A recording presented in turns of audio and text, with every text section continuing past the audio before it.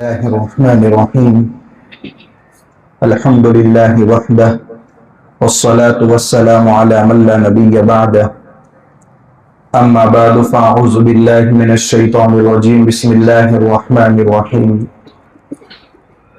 سبحان الذي أسرى بعبده ليلا من المسجد الحرام إلى المسجد الأقصى الذي باركنا حوله لنريه من آياتنا إنه هو السميع البصير.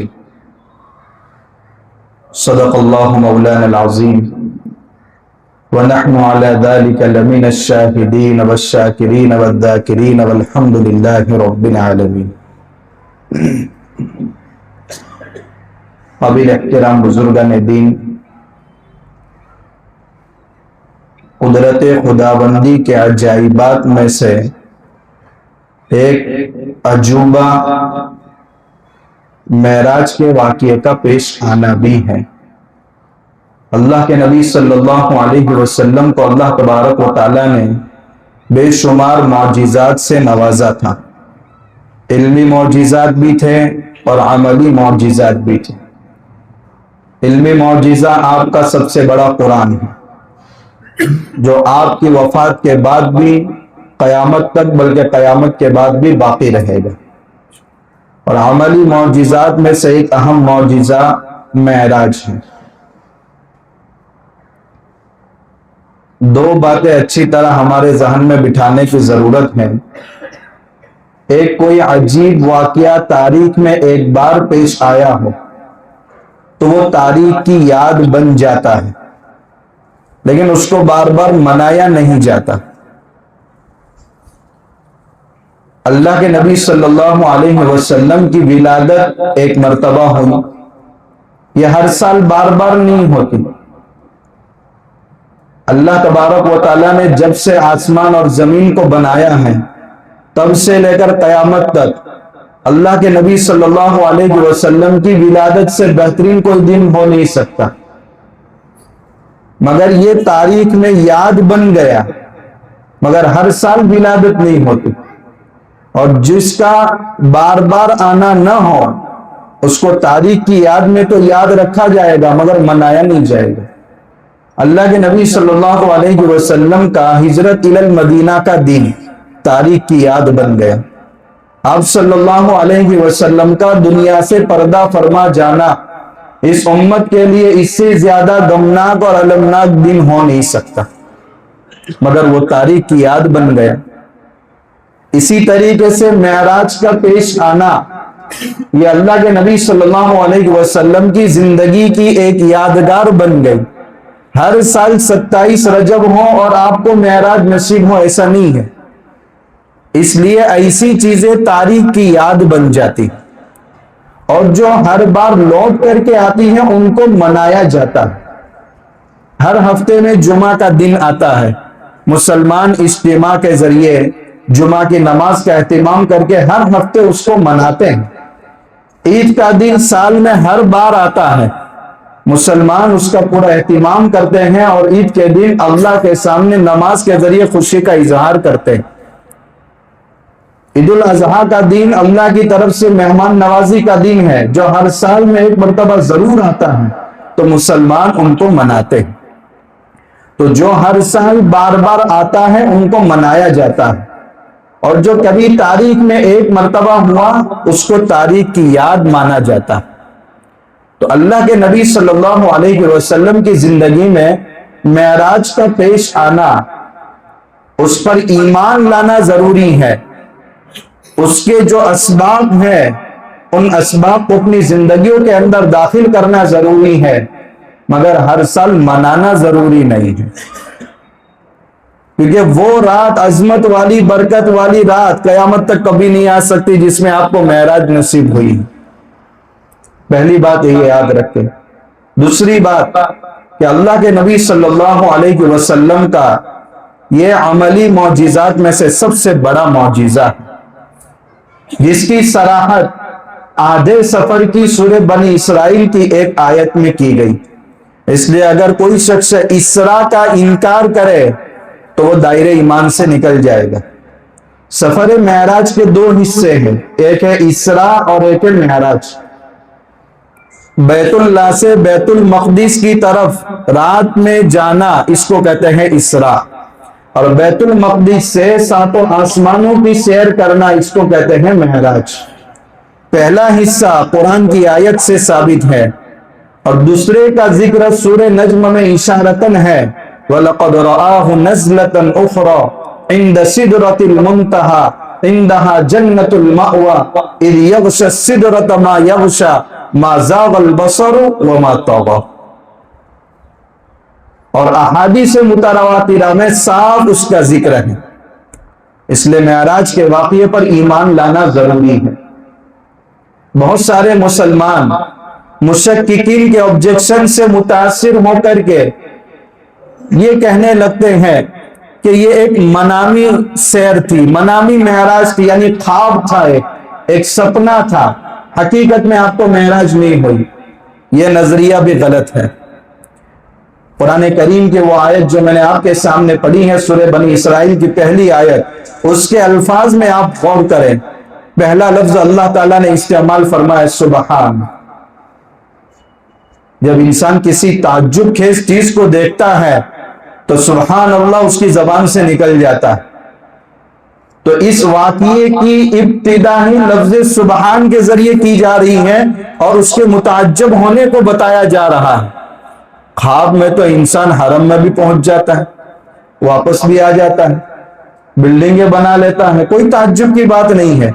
تو تعجب تو اس پر ہوتا ہے کہ جسم مع روح کے ساتھ وہ واقعہ پیش آیا۔ پھر آگے اللہ تعالیٰ فرماتے ہیں الذی اسری بعبدہ، عبدن کا لفظ اللہ تعالیٰ نے اللہ کے نبی صلی اللہ علیہ وسلم کے لیے استعمال فرمایا، اور عبدن کا اطلاق انسان کے جسم اور روح دونوں پر ہوتا ہے۔ پاک ہے وہ ذات جو اپنے بندے کو یعنی جسم اور روح کے ساتھ راتوں رات لے گئے۔ تو عبد کا لفظ دو باتوں کی طرف اشارہ کر رہا ہے۔ ایک تو یہ کہ اللہ کے نبی صلی اللہ علیہ وسلم کو جو معراج نصیب ہوئی ہے وہ جسم اور روح کے ساتھ نصیب ہوئی ہے۔ دوسرا کہ اس عجیب و غریب واقعے کے پیش آنے کے بعد حضور عبد اور بندے ہی معبود نہیں ہے، یعنی ان کو خدا کے برابر کا درجہ نہ دیا جائے، یہ ان کی تعلیم ہے، یہ خدا کی تعلیم ہے۔ لیلا من المسجد الحرام، رات کے ایک حصے میں اللہ تبارک و تعالیٰ نے اپنی محبوب سے ملاقات کا جو وقت متعین کیا ہے وہ رات کا وقت ہے، کیونکہ رات کے وقت میں انبساط ہوتا ہے، آدمی کے بدن میں بشاشت ہوتی ہے، اس لیے اللہ سے پرائیویٹ ملاقات کی جو نماز ہے تہجد کی نماز، اس کا وقت ابھی رات کا آخری پہر ہے۔ آپ اللہ کے نیک بندوں کو دیکھیں گے اس وقت میں وہ بہت زیادہ حساس اور بشاش رہتے ہیں۔ تو اللہ کے نبی صلی اللہ علیہ وسلم کی ملاقات کے لیے اللہ نے جو وقت منتخب کیا وہ رات کا۔ اس سے ایک حکمت یہ بھی معلوم ہوتی ہے، آپ دین کی نمازیں دیکھیں گے وہ سائلنٹ ہے، اور رات کی نمازیں دیکھیں گے تو وہ قرات کے ساتھ ہوتی ہیں۔ مغرب کی نماز انبساط کا وقت ہوتا ہے، عشاء کی نماز میں انبساط اور چستی کا وقت ہوتا ہے، فجر کی نماز میں قرآن سننے کا بہت مزہ آتا ہے، اور ظہر میں اور عصر میں موڈ آف ہوتا ہے لوگوں کا۔ تو اللہ تبارک و تعالیٰ نے دو نمازیں سائلنٹ، اس میں قرات ہوتی ہے مگر سائلنٹ ہوتا ہے۔ تو لیلا من المسجد الحرام، رات کا وقت اللہ نے منتخب اس لیے فرمایا کہ وہ انبساط کا اور چستی کا وقت ہوتا ہے، انسان کا دماغ ہر چیز سے خالی ہوتا ہے، وہ جس کی طرف متوجہ ہے پورے یکسو ہو کر کے اسی کی طرف متوجہ ہو جاتا ہے۔ آپ صلی اللہ علیہ وسلم کا یہ سفر، اس کا مختصر تذکرہ کرتے ہیں، پھر اس کے اوپر جو جو اعتراضات ہیں ان کے انشاءاللہ تسلی بخش جوابات بھی ہم سنیں گے۔ اللہ کے نبی صلی اللہ علیہ وسلم نے جب نبوت کی ذمہ داری سنبھالی، اس کے بعد سے قدم قدم پر آپ کو ہر طرح کی پریشانی اور مصیبتوں کا سامنا کرنا پڑا۔ شاید کوئی رات اور کوئی دن ایسا آپ کی زندگی کا نہیں گزرا جس میں آپ بے چین نہ ہوئے، حتیٰ کہ جب دنیا والوں نے دنیا کے دروازے بند کر دیے اور طائف والوں نے بے حد ستایا، تو پھر اللہ تبارک و تعالیٰ نے آپ صلی اللہ علیہ وسلم کو معراج میں بلایا۔ اس کی ابتدا اس انداز سے ہوئی کہ آپ کعبۃ اللہ اور اس سے تھوڑے دور حتیم واقع ہے، وہاں اللہ کے نبی صلی اللہ علیہ وسلم آرام فرما رہے تھے۔ حضرت جبرائیل علیہ السلام آئے، ایک جانور لے کر آئے تھے جس کا نام تھا براق۔ اب یہ ایسا جانور ہے جس کو دیکھنے والے صرف اللہ کے نبی صلی اللہ علیہ وسلم ہیں اور دنیا کے کسی انسان نے نہیں دیکھا۔ اب اس کا پرسپشن اور ادراک کوئی بھی نہیں کر سکتا، اس لیے اللہ کے نبی صلی اللہ علیہ وسلم نے حدیث میں جہاں اس واقعے کا ذکر فرمایا، آپ نے فرمایا فوق الحمار دون البغل، یعنی گدھے سے بڑا اور کھچر سے چھوٹا۔ یہ گدھا بھی نہیں تھا، یہ کھچر بھی نہیں تھا، یہ گھوڑا بھی نہیں تھا، ورنہ لوگ اعتراض کریں گے کہ بھئی اتنا تیز رفتار گھوڑا کہاں کہ اتنے سیکنڈوں میں اتنا لمبا سفر ہو جائے۔ بھئی وہ تو وہ اللہ کی طرف سے سواری تھی اور اس کو دیکھنے والے صرف اللہ کے نبی صلی اللہ علیہ وسلم ہے۔ اس کو ایکسپلین کرنے کے لیے آپ نے گدھے اور کھچر کی مثال کے ذریعے سمجھانے کی کوشش کی ہے، ورنہ اس سواری کو اس کا ادراک اس دنیا میں کوئی بھی نہیں کر سکتا۔ حضرت جبرائیل علیہ السلام جس وقت آپ کے پاس پہنچے ہیں بین النوم والیقظہ، یعنی آپ کی حالت ایسی تھی کہ سوئے بھی تھے اور تھوڑے تھوڑے جاگ بھی رہے تھے، لنودگی کی حالت تھی۔ حضرت جبرائیل علیہ السلام آئے اور آپ کا سینہ چاک کیا اور آب زمزم سے اس کو دھویا۔ یہ بھی ایک دلیل بیان کرتے ہیں علماء کہ آب کوثر سے بھی آب زمزم افضل ہے، ورنہ اللہ کے نبی صلی اللہ علیہ وسلم کے سینے مبارک کو دھونے کے لیے حضرت جبرائیل علیہ السلام آب کوثر لاتے تھے۔ وہ سینہ پاک کیا گیا اور اس کے اندر علم و حکمت کی خزانے انڈیل دیے گئے، اور اس کے بعد اللہ کے نبی صلی اللہ علیہ وسلم کو اس پر سوار کر کے لے کر چلے مسجد حرام سے مسجد اقصی تک۔ مسجد اقصی میں اللہ کے نبی صلی اللہ علیہ وسلم نے تمام انبیاء کی امامت فرمائی، تمام انبیاء نے خطبہ ارشاد فرمایا، اور آخر میں اللہ کے نبی صلی اللہ علیہ وسلم نے وہ جامع معنی خطبہ ارشاد فرمایا کہ سارے انبیاء عش عش کرنے لگے۔ اس کے بعد آپ معراج کے لیے نکلے، ہر آسمان پر ایک ایک نبی سے آپ کی ملاقات ہوتی ہے، ہر نبی آپ کا استقبال کرتے ہیں، مرحبا بالاخ الصالح، اے ہمارے نیک بھائی آپ کا استقبال ہو، آپ کا ویلکم۔ جب اللہ کے نبی صلی اللہ علیہ وسلم سدرۃ المنتہا کے پاس پہنچے جس کے پاس جنت المأوی بھی ہے، حضرت جبرائیل علیہ السلام نے فرمایا میں اس بارڈر سے آگے نہیں جا سکتا۔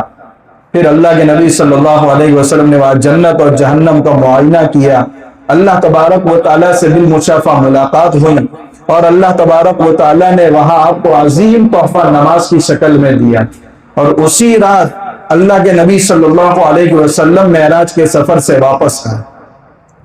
صبح کے وقت میں آپ اپنی چچازاد بہن حضرت ام ہانی کے گھر گئے اور ان کو پورا واقعہ سنایا، تو حضرت ام ہانی نے کہا یا رسول اللہ آپ کفار مکہ کے سامنے اس واقعے کا ذکر نہ کریں ورنہ وہ آپ کا مذاق اڑائیں گے، کیونکہ ام ہانی رضی اللہ تعالیٰ عنہ جانتی تھی کہ اللہ کے نبی صلی اللہ علیہ وسلم یہ فرما رہے ہیں کہ خدا کی طرف سے ایک قاصد حضرت جبرائیل علیہ السلام کی شکل میں وحی لے کر میرے پاس آتا ہے، یہ بات ان کو ہضم نہیں ہوتی تو رات کی چند منٹوں کا سفر ان کو کیسے ہضم ہوگا کہ اللہ کے نبی صلی اللہ علیہ وسلم کو مزید ایذا پہنچائیں گے۔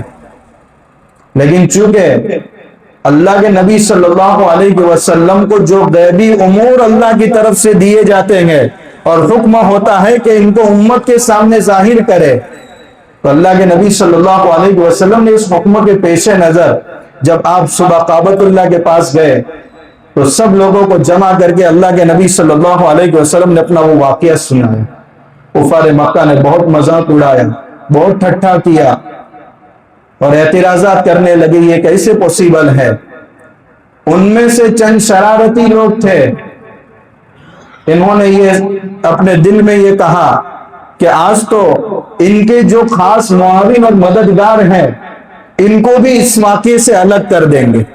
چنانچہ وہ حضرت ابوبکر صدیق رضی اللہ تعالیٰ عنہ کے پاس گئے اور کہا کہ اگر ایک آدمی ایسی بات کرتا ہے کہ رات کے ایک معمولی حصے میں اتنا لمبا سفر کر کے آیا، کیا وہ بات اپنی بات میں صحیح ہو سکتا ہے؟ تو حضرت ابوبکر صدیق رضی اللہ تعالیٰ عنہ نے فرمایا کہ یہ تو قابل تعجب بات ہے، اس کو کون صحیح مان سکتا ہے۔ تب بہت خوشی ہوئی ان کو، اور انہوں نے کہا کہ یہ آپ کے ساتھی محمد رسول اللہ صلی اللہ علیہ وسلم کہہ رہے ہیں۔ تو حضرت ابوبکر صدیق رضی اللہ تعالیٰ عنہ نے فرمایا تب تو میں بلا دلیل مانتا ہوں کہ یہ واقعہ سچ ہے، کیونکہ میں جب یہ مانتا ہوں کہ ان کے پاس اللہ کی طرف سے قاصد وحی لے کر آتا ہے تو ان کو آسمانوں کی سیر کیسے نہیں ہو سکتی۔ یہ حضرت ابوبکر صدیق رضی اللہ تعالیٰ عنہ کا وہ کارنامہ تھا کہ زبان نبوت سے ان کو صدیقیت کا لقب ملا، اور قیامت تک امت ان کو صدیق اکبر کے نام سے یاد کرے گی۔ حضرت ابوبکر صدیق رضی اللہ تعالیٰ عنہ نے پھر کعبۃ اللہ کے پاس آپ سے سوالات کیے، اور کفار مکہ نے بھی سوالات کیے۔ اللہ کے نبی صلی اللہ علیہ وسلم کا وہ وقت بہت زیادہ بے چینی کا تھا۔ سوال کرنے لگے، آپ مسجد اقصیٰ میں گئے تو بتائیں وہاں مسجد اقصیٰ کے دروازے کتنے ہیں؟ اب اتنے سفر میں کون اتنا غور کر سکتا ہے؟ مگر اللہ کے نبی صلی اللہ علیہ وسلم فرماتے ہیں اللہ تعالیٰ نے پورا مسجد اقصیٰ کا منظر میرے سامنے کر دیا، یہ جو سوال کرتے تھے میں ان کے جوابات دیتا تھا۔ ان کا ایک قافلہ ملک شام گیا ہوا تھا، اس قافلے کی حالت بھی پوچھی، میں نے ہو بہو اس کی حالت بتا دی۔ مگر جن کے دلوں میں مرض تھا ان کے لیے یہ معجزہ بھی ہدایت کا ذریعہ نہیں بن سکا، کیونکہ ہدایت اللہ کے ہاتھ میں ہے۔ دلوں کے مریضوں کو اللہ نوازتے نہیں ہے۔ جو اللہ کی دی ہوئی نعمتوں کو غلط چیزوں میں استعمال کرتے ہیں تو پھر ان کے لیے ہدایت کے دروازے وہ خود بند کرتے ہیں۔ حضرت ابوبکر صدیق رضی اللہ تعالیٰ عنہ نے جو تصدیق کی ہے، اس سے ہم سب کو ایمان کا سبق پڑھنے کی ضرورت ہے۔ اپنی نسلوں کو اس دور میں یہ سبق پڑھانے کی ضرورت ہے، خاص طور پر اس دور میں جس میں ملحدین اور مشککین یعنی شک میں ڈالنے والے لوگ اپنی بیماری کو بہت زیادہ عام کر رہے ہیں۔ ان میں اور ہمارے درمیان کیا فرق ہے، اس فرقوں کو ہم سمجھیں۔ وہ لوگ عقل کے اور شہوت کے غلام ہیں، ہم لوگ خدا اور خدا کے رسول صلی اللہ علیہ وسلم کے غلام ہیں۔ ہماری عقل میں کوئی بات نہیں آتی مگر اس کی صراحت اللہ نے فرما دی ہے اور اللہ کے رسول صلی اللہ علیہ وسلم کے فرامین میں آ چکی ہے، ہم اسی کے غلام ہیں۔ ہماری عقل جہاں ختم ہوتی ہے خدا کا غیبی نظام وہاں سے شروع ہوتا ہے۔ یہ سبق ہم کو پڑھنے کی ضرورت ہے۔ حق اور باطن کا معیار ہمارے نزدیک اللہ اور اللہ کے رسول صلی اللہ علیہ وسلم کے فرامین ہے، اور ان کے نزدیک حق اور باطن کا معیار اپنی عقل اور اپنی شہوت۔ کفار مکہ نے جو سوالات کیے تھے انہی سوالوں پر ان لوگوں نے نئے اعتراضات اور نئے آبجیکشن کی بنیاد رکھی ہے۔ آپ قرآن پڑھیں گے تو ان کے اعتراضات آپ کو معلوم ہوں گے۔ کبھی کہا کرتے تھے یہ کیسا انصاف ہے کہ جس جانور کو خدا مارے یعنی اپنی موت مر جائے وہ تو حرام ہو، اور جس کو انسان ذبح کرے وہ اس کے لیے حلال ہو۔ یہ بات عقل میں نہیں آتی، لیکن قرآن نے حکم دیا فَقُلُوا مِمَّا ذُكِرَ اسْمُ اللَّهِ عَلَيْهِ، کھاؤ اس جانور کو جس کو اللہ کا نام لے کر ذبح کیا گیا، اور جس پر اللہ کا نام نہ لیا گیا اور خود بخود مر گیا ہو ایسے جانور کو کھانے کی اجازت نہیں۔ سوال عقل میں آتا ہے مگر خدا کی صراحت کے خلاف ہے۔ اللہ تعالیٰ چاہتے تو اس کی عقلی وجوہات سمجھا سکتے تھے، اور بہت آسان ہے اس کو سمجھنا کہ جو جانور خود بخود مر جاتا ہے اس کا خون پورے بدن میں پھیل جاتا ہے، اور یہ گوشت اور صحت کے لیے مضر ہے، اور جس کا خون پورا بہا دیا جاتا ہے رگے کاٹ کر کے وہ گوشت مفید بن جاتا ہے۔ مگر اللہ نے اس کی عقلی وجوہات بیان نہیں کی تاکہ بندوں کو یہ سبق دیا جائے کہ آپ اللہ کے غلام ہیں اور اللہ کے رسول کے غلام ہیں۔ جب وہ حکم آ گیا، اب چاہے آپ کو شہوت میں کتنی بھی لذت ہو، روک اللہ نے لگائی تو آپ رک جائے۔ کبھی اعتراض کرتے تھے کہ بزنس میں ایک آدمی دوسری جگہ سے سامان خریدتا ہے، اپنے پاس روکتا ہے، کسٹمر کو تلاش کرتا ہے، پھر نفع لے کر کے اس کو بیچتا ہے، شریعت اس کو حلال کہتی ہے۔ اور ایک آدمی دوسرے کو لون دیتا ہے، اپنا پیسہ دوسروں کو استعمال کرنے کے لیے دیتا ہے، کتنا عرصہ ان کے پاس رہتا ہے وہ پیسہ، اب اس پر وہ بڑی وصول کرتا ہے تو شریعت منع کرتی ہے۔ اللہ تبارک و تعالیٰ نے اس کی کوئی عقلی وجہ بیان نہیں فرمائی۔ احل اللہ البیع وحرم الربا، اللہ نے بزنس کو حلال کیا ہے تجارت کو حلال کیا ہے اور سود کو حرام کیا ہے۔ بس آپ اللہ اور اللہ کے رسول کے غلام ہیں تو اس حکم کو مان لیجیے، ورنہ سود کے نقصانات سے کون واقف نہیں۔ حضرت عائشہ رضی اللہ تعالیٰ عنہ کے پاس ایک عورت سوال لے کر کے آئی، کہا حیض کی حالت میں اگر عورت کے روزے چھوٹ جائے تو بعد میں ان روزوں کی قضا کرنی پڑتی ہے، اور نمازیں چھوٹ جائے تو نماز معاف ہے، ایسا کیوں؟ تو حضرت عائشہ رضی اللہ تعالیٰ عنہ نے اس کی عقلی وجہ بیان نہیں فرمائی، بولے آقا صلی اللہ علیہ وسلم نے یہی فرمایا، یہ ہم کو سبق دیا گیا ہے کہ آپ خدا کے غلام ہیں، آپ خدا کے بندے ہیں، آپ رسول اللہ کے غلام ہیں، حق اور باطل کا معیار آپ کا یہی ہے کہ اللہ فرما دے اور اللہ کے رسول بتا دے، بس وہیں سے ہماری عقل خاموش ہو جاتی۔ حالانکہ اس کی عقلی وجہ جاننا بہت آسان ہے۔ اگر عورت کو حیض کی حالت میں چھٹی ہوئی نمازوں کو قضا کرنے کا حکم دیا جائے تو بہت ساری عورتوں کی ہر مہینے میں 10 دن عادت ہوتی ہے، 10 دن کی کتنی نمازیں چھوٹے گی؟ اب ہر مہینے 60 نمازوں کی قضا کرنا عورت کے لیے کتنا مشکل ہو جائے گا۔ اللہ قرآن میں فرماتے ہیں اللہ تمہارے لیے آسانی چاہتے ہیں، مشقت نہیں چاہتے۔ یہ تو آئین عقل کے مطابق ہے۔ اور روزے تو رمضان میں 1 مرتبہ فرض ہوتے ہیں، چھوٹیں گے تو 10 چھوٹیں گے، 11 مہینے اس کی قضا کا موقع ملتا ہے، اس لیے روزوں کی قضا کا حکم دیا اور نماز کو معاف کیا۔ سارے احکام کی عقلیت موجود ہے۔ آپ حجت اللہ البالغہ جو حضرت شاہ ولی اللہ محدث دہلوی رحمت اللہ علیہ کا شاہکار ہے، آپ اس کو پڑھیں گے، ہر حکم کی علت بیان فرمائی، عقلی دلیل بیان فرمائی ہے۔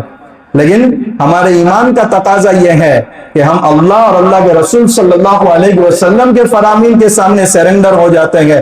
جہاں ہماری عقل کا اینڈ ہوتا ہے وہاں سے خدا کا غیبی نظام شروع ہوتا ہے۔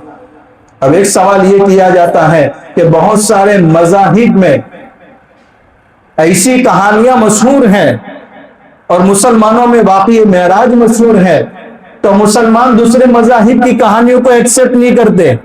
فور ایگزامپل کوئی کہے کہ ہنومان پورا سورج نگل گئے تھے، مسلمان اس کو ایکسپٹ نہیں کرتا۔ اور ایک لمحے میں حضور اتنا لمبا سفر کر کے آئے، مسلمان اس کو مانتا ہے اور اپنے عقیدے کا جز مانتا ہے۔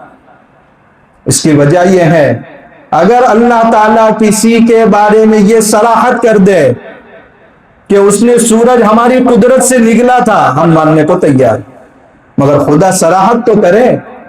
خود سے دعویٰ کرنے سے کچھ نہیں ہوتا۔ اللہ کے نبی صلی اللہ علیہ وسلم کو معراج پر لے جانے کی جو اللہ نے اپنے عجائبات میں سے ایک عجوبے کی قدرت بیان فرمائی، اس کی صراحت خود اللہ نے بیان فرمائی، اس لیے مسلمان اس کو تسلیم کرتا ہے۔ زیادہ سے زیادہ یہ اعتراض ہوگا کہ یہ کیسے ہو سکتا ہے کہ حضور جس وقت گئے اور جس وقت واپس آ رہے اتنے لمبے سفر سے، تو وہی وقت ہے۔ تو یاد رکھیں اللہ تبارک و تعالیٰ اس یونیورس کا خالق ہے، پورا نظام کہکشاں اسی کے کنٹرول میں ہے۔ لاز آف نیچر بنانے والی ذات وہی ہے، لاز آف فزکس بنانے والی ذات وہی ہے۔ کیا اس کو اختیار نہیں ہے کہ اس کے اندر امینڈمنٹ کریں؟ ایک آسان مثال سے آپ سمجھے، ہمارے شہر میں اناؤنس ہو جائے کہ کل سی ایم یا پی ایم صاحب آنے والے ہیں، جس روڈ پر گاڑیوں کی اتنی حرکتیں ہوتی ہیں، کیا حرکت بند نہیں ہو جاتی؟ اگر اللہ کے نبی صلی اللہ علیہ وسلم جس وقت معراج کے لیے آسمان پر گئے ہیں، اللہ نے نظام کہکشاں کی حرکت کو روک دیا، تو اللہ کو کون پوچھنے والا ہے؟ اس لیے مسلمان اس کو منامی معراج سپنا نہیں مانتا، بلکہ حقیقت میں یہ ہوا ہے، اور یہ معراج پر ایمان ہے ہمارا اور ہمارا عقیدہ۔ خیر، اللہ کے نبی صلی اللہ علیہ وسلم کو جو معراج ہوئی ہے اس کے بہت سارے اسباب بھی ہیں، ہمیں وہ اسباب اور وہ پیغام اپنی زندگیوں میں داخل کرنے کی ضرورت ہے۔ سب سے پہلا سبق یہ ہے کہ اللہ کے نبی صلی اللہ علیہ وسلم پر جب کفار مکہ نے اور طائف والوں نے ستا کر کے دنیا کے دروازے بند کر دیے تھے، تو اللہ تبارک و تعالیٰ نے آپ کے لیے آسمان کے دروازے کھولے ہیں۔ پس تو وہ کیسے ہو سکتا ہے جس کو بلند کیا ہو حق نے، دونوں جہاں میں ان کا ذکر کل بھی تھا اور آج بھی ہے۔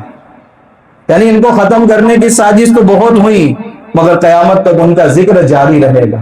اس لیے مسلمان حالات آنے کے بعد ٹوٹ نہ جائے. جب مغرب کے بعد اندھیرا پھیلتا ہے اور بہت زیادہ پھیلنا شروع ہوتا ہے، اسی کے اندر سے صبح کی روشنی پھوٹتی ہے. اسی طریقے سے مسلمان جب چاروں طرف سے حالات میں گر جائے اور دنیا کے دروازے اس کو بند نظر آئے تو اللہ اپنی طرف سے آسمان سے دروازے کھولتے ہیں. اس لیے زندگی کے کسی موقع پر ہمت نہیں ہارنا چاہیے. دوسرا سبق یہ دیا گیا کہ ہر نیک کام کرنے والے کو، ہر دین کے داعی کو حالات کے لیے اور آزمائشوں کے لیے تیار رہنا چاہیے. اللہ کے نبی صلی اللہ علیہ وسلم نے نبوت کی ذمہ داری سنبھالی اور آپ داعی دین بنے ہیں. 40 سال تک تو آپ صالح تھے تو لوگ صادق اور امین کہہ کر ریسپیکٹ کرتے تھے، مگر جب آپ مصلح بنے ہیں اور لوگوں کو حق بتانا شروع کیا ہے تو قدم قدم پر آپ کے لیے رکاوٹیں جمع ہو گئی. تو ہر داعی کو چاہیے کہ ہمت نہ ہارے آزمائشوں سے. اللہ مدد بھی فرماتے ہیں اور عزت کے راستے بھی کھول دیتے ہیں. تیسرا سبق مسلمانوں کو یہ دیا گیا معراج کے واقعے سے کہ آپ بیت المقدس کے بارے میں اپنی ذمہ داری کا احساس اپنے اندر پیدا کریں. وہ بیت المقدس جو مسلمانوں کا قبلہ اول ہے، وہ بیت المقدس جہاں اللہ کے نبی صلی اللہ علیہ وسلم نے تمام انبیاء کی امامت کرائی ہے، جہاں سے آپ کا معراج کا سفر شروع ہوا ہے، وہ بیت المقدس جہاں حضرت عمر ابن خطاب رضی اللہ تعالیٰ عنہ نے فتح کر کے مسلمانوں کے ہاتھ میں دیا تھا. آج مسلمان انتشار کا شکار ہونے کی وجہ سے، بزدلی کا شکار ہونے کی وجہ سے یہودی اس پر قابض ہو چکے. اس لیے مسلمانوں کو چاہیے کہ فلسطین کے مسلمان ہی بیت المقدس سے وابستگی نہیں رکھتے بلکہ پوری دنیا کے مسلمان بیت المقدس سے جڑے ہوئے. چوتھا سبق یہ دیا گیا کہ اللہ کے نبی صلی اللہ علیہ وسلم نے بعض اہل جنت اور اہل جہنم کی سزا اور جزا کا جو مشاہدہ کیا ہے، اس سے ہمارے دلوں میں اہل جنت کے اعمال کا شوق پیدا ہونا چاہیے اور اہل جہنم کی جو اعمال کی وجہ سے سزا ملی ہے ان سے بچنے کا اہتمام ہونا چاہیے. اللہ کے نبی صلی اللہ علیہ وسلم ایک روایت میں ارشاد فرماتے ہیں، جس رات مجھے معراج میں لے جایا گیا، میرا گزر ایسے لوگوں پر ہوا جن کے ہونٹ کینچی سے کاٹے جاتے تھے. حضرت جبرائیل علیہ السلام سے پوچھا یہ کون لوگ ہیں؟ تو آپ صلی اللہ علیہ وسلم کو بتایا گیا یہ وہ لوگ ہیں جو لوگوں کو نیک باتیں تو بتاتے تھے مگر خود عمل نہیں کرتے تھے. اللہ ہم سب کی حفاظت فرمائے. آپ نے فرمایا کبھی میرا گزر ایسے لوگوں پر سے ہوا کہ جن کے پیٹ اتنے بڑے تھے جیسے انسان رہنے کے لیے مکان بناتے ہیں، اور باہر سے نظر آ رہا تھا کہ ان کے پیٹوں میں سانپ گھوم رہے ہیں. جبرائیل سے پوچھا یہ کون لوگ ہیں؟ کہا یا رسول اللہ یہ آپ کی امت کے سود خور ہیں. اللہ ہم سب کی حفاظت فرمائے. آپ نے یہ منظر بھی دیکھا. فرماتے ہیں جس رات مجھے معراج نصیب ہوئی ہے میرا گزر ایسے لوگوں پر بھی ہوا جن کے ناخن تانبے کے تھے بڑے بڑے، اور وہ اپنے چہرے کو اور اپنے سینے کو چیر رہے تھے. میں نے پوچھا جبرائیل یہ کون لوگ ہیں؟ فرمایا یہ آپ کی امت کے وہ لوگ ہیں جو لوگوں کا گوشت کھاتے تھے یعنی غیبتوں میں مبتلا تھے، اور یہ وہ لوگ ہیں جو لوگوں کی عزتوں کے ساتھ کھیلتے تھے یعنی لوگوں کو بدنام کرنے کی کوشش کرتے تھے. اللہ ہم سب کی حفاظت فرمائے. کبھی آپ نے فرمایا میرا گزر ایسے لوگوں پر سے بھی ہوا جن کو پتھروں کے ذریعے ان کے سر کچلے جاتے تھے. میں نے پوچھا جبرائیل یہ کون لوگ ہیں؟ فرمایا یہ نمازوں میں سستی کرنے والے لوگ ہیں. اللہ اس سے بھی ہماری حفاظت فرمائے. تو اللہ کے نبی صلی اللہ علیہ وسلم نے جہنم کا مستحق بننے والے اور سزاؤں کا مستحق بننے والے جو اعمال بتائے ہیں ان سے پرہیز کرنے کا جذبہ بھی ہمارے دلوں میں پیدا ہونا چاہیے. پانچواں سبق یہ دیا گیا اللہ کی ذات بڑی مہربان ہے. معمولی رحمت سے اللہ بہت متوجہ ہوتے ہیں اپنے بندوں کی طرف. اللہ تعالیٰ نے اس امت پر 50 نمازیں فرض فرمائی تھی، مگر جب اللہ کے نبی صلی اللہ علیہ وسلم تھوڑے متوجہ ہوئے تو اللہ نے 45 نمازیں معاف فرمائی اور 5 پر 50 کا اجر فرمایا. تو اللہ تعالیٰ بے حد مہربان ہے اپنے بندوں پر. چھٹا سبق یہ ملا کہ مسلمان اپنے دلوں میں نماز کی اہمیت کو پیدا کریں کہ شریعت کے جتنے بھی احکامات ہیں وہ سارے فرش پر ملے ہیں اور ایک حکم جو عرش پر ملا ہے وہ نماز ہے. تو اس کو 100% اپنی زندگیوں میں داخل کرنے کی ضرورت ہے۔ 7واں سبق یہ ملا کہ دنیا دار المحن ہے، یہ آزمائش کا گھر ہے، قدم قدم پر آزمائشیں آئے گی۔ اللہ کے نبی صلی اللہ علیہ وسلم جیسا معصوم انسان آزمائشوں سے محفوظ نہیں رہا تو ہمارے اوپر بھی آزمائش آئے گی، مگر یہ آزمائش فانی ہے، ختم ہو جائے گی۔ اللہ کی طرف متوجہ رہے۔ 8واں سبق یہ ملا کہ خیر کھائی آپ کسی کے ساتھ بھی کرے وہ اپنا اثر ضرور دکھاتی ہے۔ حضرت موسیٰ علیہ السلام نے دوران سفر اللہ کے نبی صلی اللہ علیہ وسلم کے ساتھ خیر خائی کی، کہا یا رسول اللہ آپ 2 بار جائے اور نماز معاف کم کراتے رہے۔ اللہ کے نبی صلی اللہ علیہ وسلم کو 9 مرتبہ بھیجا۔ اس خیر خائی کا اثر یہ ہوا کہ اس امت پر 45 نمازیں معاف ہو گئی۔ 9واں سبق یہ ملا کہ 10ویں مرتبہ بھی حضرت موسیٰ علیہ السلام بھیج رہے تھے، مگر اللہ کے نبی صلی اللہ علیہ وسلم نے فرمایا اب مجھے میرے رب سے حیا اور شرم آتی ہے۔ اس سے یہ سبق حاصل ہوا کہ ہمیں بھی اپنی خلوتوں میں اللہ سے شرم کرنی چاہیے۔ شرم کا سبق الحیاء من الایمان، بہت تاکیدی فرامین اللہ کے نبی صلی اللہ علیہ وسلم کے احادیث میں ہے۔ تو مسلمان کو بھی اللہ سے شرم کرنی چاہیے کہ میں نماز چھوڑ رہا ہوں، میں اللہ کو ناراض کر رہا ہوں۔ 10واں اور آخری سبق یہ ملا کہ ہم سب کو ایسے کامل نبی کی مکمل اتباع کا ثبوت دے کر کے ایسے نبی کا عاشق بننا چاہیے۔ تیری معراج کے تو لوح و قلم تک پہنچا، میری معراج کے میں تیرے قدم تک پہنچا۔ جو انبیاء کا امام ہو، جس کی سیادت اور قیادت اور امامت کا اعلان مسجد اقصیٰ سے کر دیا گیا ہو، جبرائیل جس بارڈر پر رک جاتے ہو وہ نبی اس سے بھی آگے جاتا ہو، جس کو اللہ نے نبی رسول ہونے کے ساتھ اپنا محبوب بھی بنایا ہو، اگر ان کی محبت ہمارے دلوں میں نہیں ہے تو ہم اپنے آپ کو ان کا کامل امتی کہنے کے حقدار بھی نہیں ہے۔ جمعہ کا دن جب بھی آئے ہماری زندگیوں میں درود شریف کا ایک خاص تحفہ اللہ کے نبی صلی اللہ علیہ وسلم کے روضہ اقدس پر ہماری طرف سے جانا چاہیے۔ مکہ اور مدینہ جانے کا شوق ہمارے دلوں میں پیدا ہونا چاہیے کہ حج فرض ہو گیا ہو اور پھر بھی ہم رکے ہوئے ہیں، ہم اپنے دلوں میں وہ جذبہ بھی پیدا کریں۔ اللہ کے نبی صلی اللہ علیہ وسلم کی ایک ایک سنتوں کا احیاء ہماری زندگی میں ہونا چاہیے۔ یہی واقعہ معراج کے پیغامات ہیں۔ اللہ سارے پیغام کو ہمیں اپنی زندگیوں میں داخل کرنے کی توفیق عطا فرمائے۔